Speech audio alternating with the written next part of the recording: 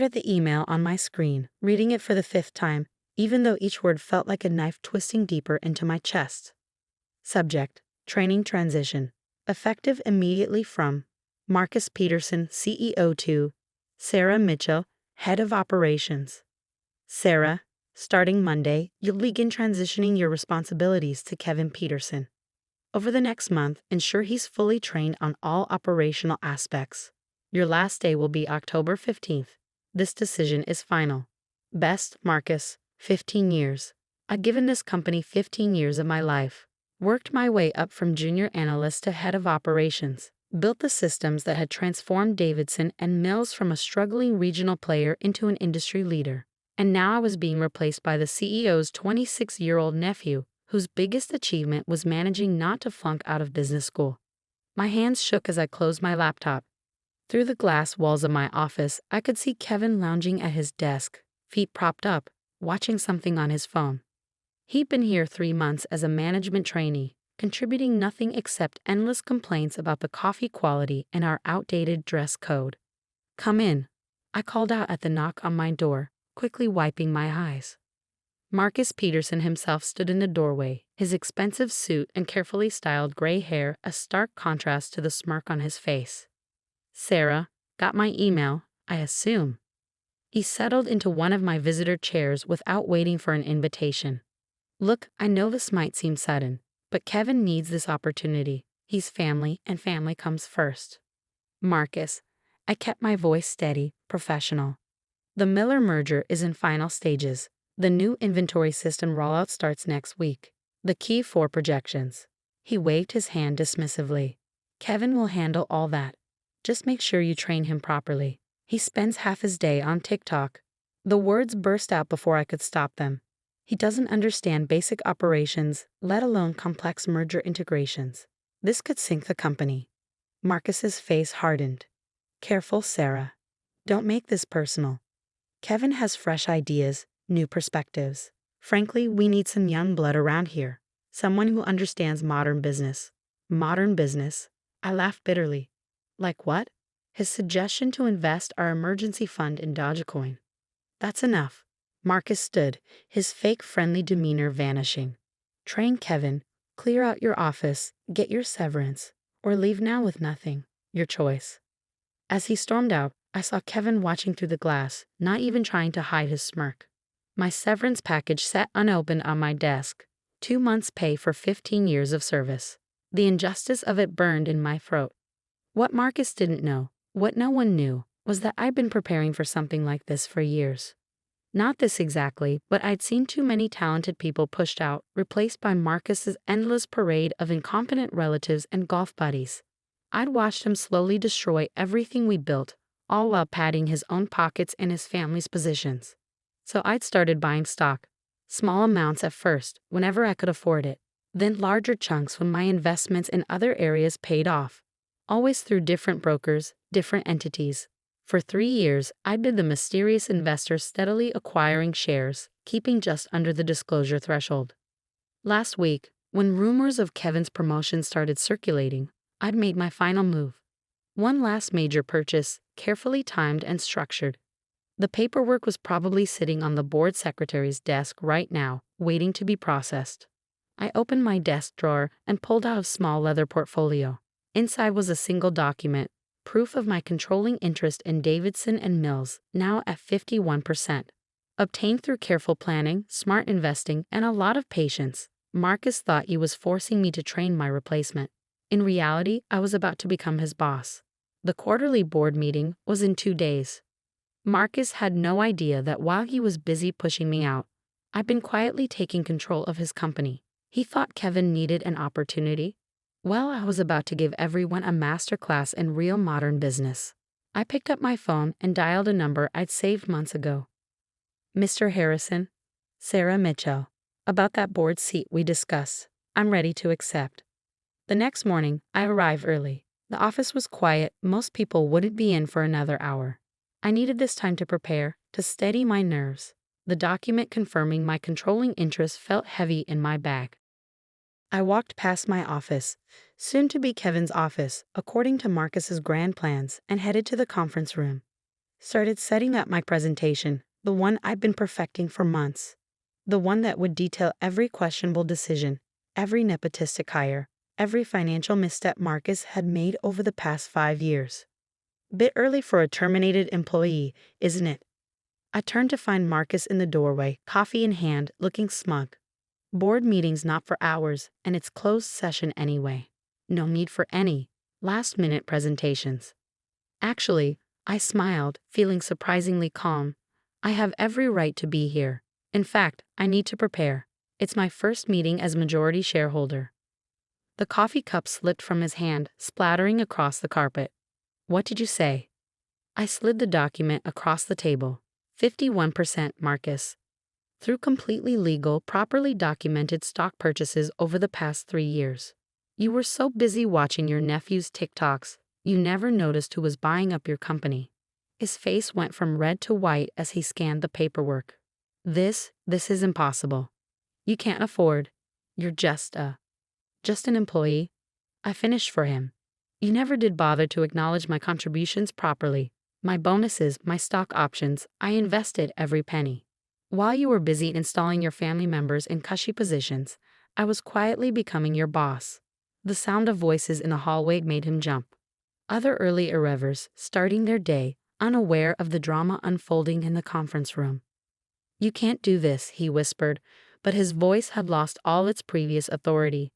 The board will be very interested in my presentation today, especially the part about the money you've been funneling to your brother's fake consulting company. Or should we discuss Kevin's proposed Dogecoin investment first? He gripped the back of a chair, knuckles white. What do you want? Want? I logged into my laptop, pulled up my presentation. I want to run this company properly, Marcus. No more nepotism.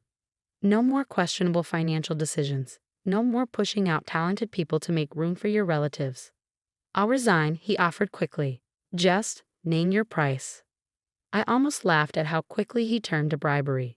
Oh, I don't want your resignation yet. First, you're going to sit through this board meeting. You're going to watch as I detail every mistake you've made. Then you're going to experience what it feels like to be at someone else's mercy. The irony wasn't lost on me. Here he was, begging to keep his job, just like I had yesterday. But unlike him, I wasn't going to enjoy his humiliation. This wasn't about revenge. It was about fixing what he'd broken. The board members will be here soon, I said, checking my watch. Why don't you get yourself together? It's going to be a long meeting. As he stumbled out, I saw Kevin arriving, sauntering toward what he thought would be his new office. He had no idea that his cushy promotion was about to evaporate, along with all of Marcus's authority to grant it. I'd worked 15 years to build this company into something special. Now I had the power to protect it, and everyone else Marcus had tried to push aside. The board meeting was about to change everything, and I was ready. The boardroom filled slowly. I recognized most of the faces, elderly men in expensive suits who'd rubber-stamped Marcus's decisions for years. They barely glanced at me as they took their seats, probably assuming I was there to take notes or serve coffee. Marcus sat at the head of the table, his usual confidence replaced by a sickly pallor. His brother James, Kevin's father, and another board member kept shooting him concerned looks. I noticed Marcus hadn't warned him about what was coming. Before we begin, Marcus's voice cracked slightly. There's been a development. Ms. Mitchell has some information to share. All eyes turned to me, most expressions ranging from confused to annoyed. James Peterson actually checked his watch. Thank you, Marcus. I stood, placing my documents on the table. As of yesterday, I am the majority shareholder of Davidson and Mills, holding 51% of voting shares. The reaction was immediate. James Peterson jumped to his feet, face red. That's impossible. Where would you get that kind of money? I smiled, sliding copies of my documentation to each board member. 15 years of bonuses, stock options, and smart investments. Every purchase properly documented and legally executed. You can verify with your own attorneys, but I assure you it's ironclad. This is absurd, James sputtered. Marcus, do something. But Marcus just stared at the table, knowing what was coming next. Now let's discuss some concerning patterns I've observed. I continued pulling up my presentation, starting with the $2.3 million in consulting fees paid to Peterson Analytics last year. James went pale. His consulting company, the one that had never produced a single report or deliverable. Or perhaps we should examine the 7 executive positions currently held by Peterson family members, none of whom met the minimum qualifications for their roles. I clicked through slides showing their resumes or lack thereof, including the recent attempt to install Kevin Peterson as head of operations, despite his complete lack of relevant experience. The other board members were flipping through my documentation now, their expressions darkening as they realized the extent of the nepotism and mismanagement. This ends today, I stated firmly. I'm implementing immediate changes to protect this company's future. What followed was the most intense 3 hours of my life. I detailed every questionable decision, every wasteful expenditure, every instance of nepotism that had weakened our company. The board members, many of whom had dozed through previous meetings, were now fully engaged. By the time I finished, the mood in the room had shifted dramatically. These men might have been Marcus's golf buddies, but they were also businessmen who'd invested heavily in Davidson and Mills. They couldn't ignore the evidence of mismanagement I presented. I moved for an immediate vote of no confidence in Marcus Peterson as CEO. Richard Harrison, our oldest board member, announced. Others quickly seconded. Marcus finally found his voice. You can't do this. This company has been in my family for 3 generations, I cut in, and you've nearly destroyed it with your nepotism and mismanagement. The vote, gentlemen? It was unanimous. Even James, seeing which way the wind was blowing, voted to remove his own brother as CEO. Ms. Mitchell, Harrison turned to me. Given your controlling interest and evident understanding of this company's operations, I move to appoint you as interim CEO. All in favor? Another unanimous vote. Marcus slumped in his chair, defeated. My first act as CEO, I announced, is to terminate the employment of all unqualified executives, effective immediately. Mr. James Peterson, your consulting contract is also terminated. Security will escort you to clear out your offices. As if on cue, security appeared at the door. I'd arranged this days ago, knowing how the meeting would end. You can't just throw us out, James protested. We built this company. No, I corrected him. The employees you exploited built this company, the ones you pushed aside to make room for your family members. That ends now. As security led them out, I could hear Kevin in the hallway, his voice rising in protest as he realized his cushy future had evaporated. The remaining board members stayed to discuss transition plans. I already had a list of qualified internal candidates to promote into the vacant executive positions. Talented people who'd been overlooked in favor of Marcus's relatives. That evening, I sat in my office, my real office now, the CEO's corner suite, reviewing personnel files. A knock at the door interrupted my work. Come in. I called, surprised to see Marcus standing there. Security must have let him up for one last visit. I underestimated you, he said quietly. All these years I thought you were just another employee, someone I could push around, replace when convenient.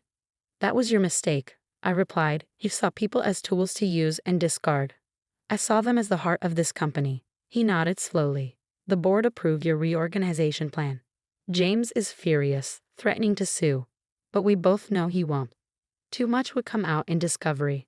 Was there something you wanted, Marcus? Besides stating the obvious, he pulled an envelope from his jacket. My formal resignation.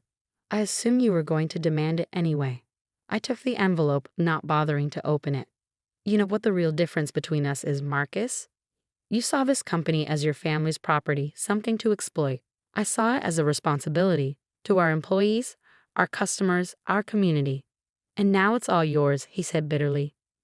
No, I corrected him. Now it belongs to everyone who works here, everyone who earns their position through merit, not nepotism.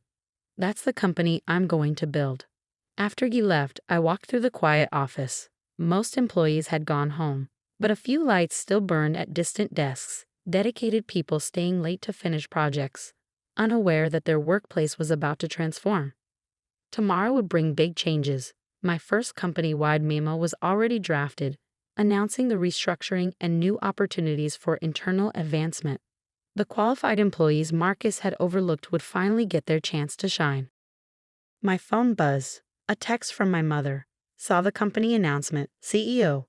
Why didn't you tell me?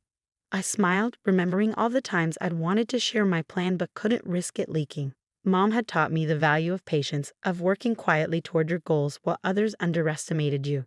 Never let them see you coming, she always said. Well, they hadn't seen me coming, and now Davidson and Mills would become the company it should have been all along. I glanced at the brass nameplate on my desk.